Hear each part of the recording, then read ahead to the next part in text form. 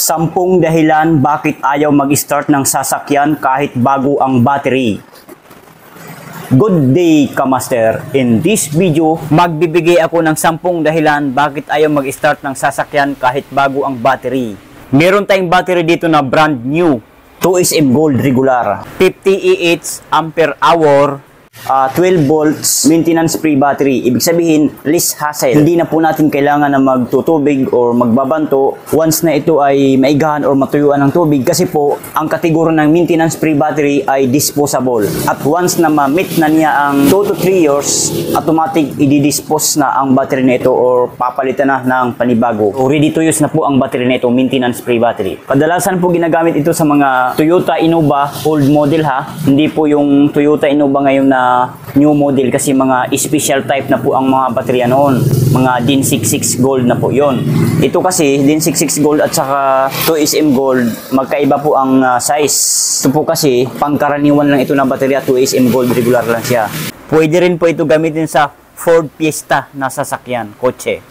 So number 1 na pag-uusapan natin sa 10 dahilan bakit ayaw mag-start ng sasakyan kahit bago ang battery mo. So number 1, low battery. Hindi kasali sa kadahilanan, kabibili lang, siguradong malakas.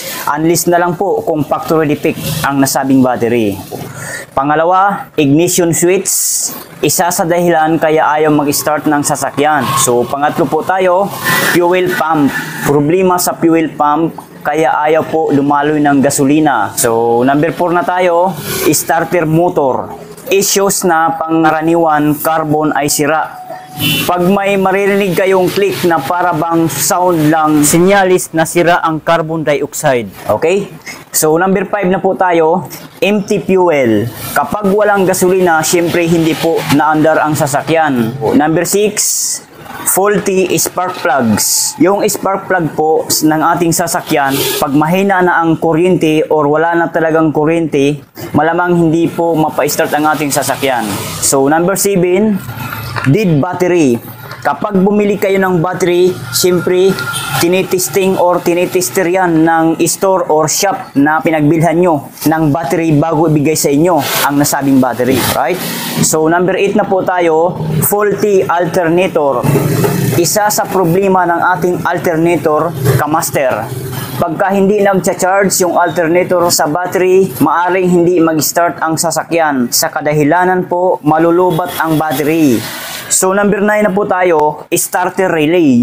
Isa sa mga bagay na dapat hindi natin baliwalain. Dahil kapag sira na ang starter relay ng sasakyan, hindi po talaga mag-i-start ang engine. Kasi walang kurente na magsusupply papunta doon sa starter relay ng ating sasakyan. So number 10 na po tayo, last but not the least, engine overheating. Pag nag-overheat ang engine, hindi po talaga mag-i-start yan. So ngayon, alam nyo na po, sa mga makaka-encounter dyan ng mga ganitong klase na issue, kahit bago ang ating baterya, kabibili lang natin, ayaw pa rin mag-start ng ating sasakyan. Baka isa sa mga dahilan sa 10 dahilan na nabanggit ko dito sa ating vlog na to. So balik-balikan nyo lang po kung saan dyan ang tumama sa aking mga sinasabi. Malamang may tatama po dyan. Kaya huwag po natin kaagad pagbuntunan ang battery na mahina. Kung ma-miss mo ang video, pwede mong balikan sa playlist na gusto mo. So yun lang, I hope nakatulong. Kung nakatulong ang ating video, please give me a thumbs up. Share nyo na rin sa mga friends, kakilala. Kung sa tingin mo na matutulungan ng ating video, huwag po kalimutan mag-subscribe, hit the bell icon, and hit all para ma-notify kayo kapag may new videos akong ina-upload. Bye!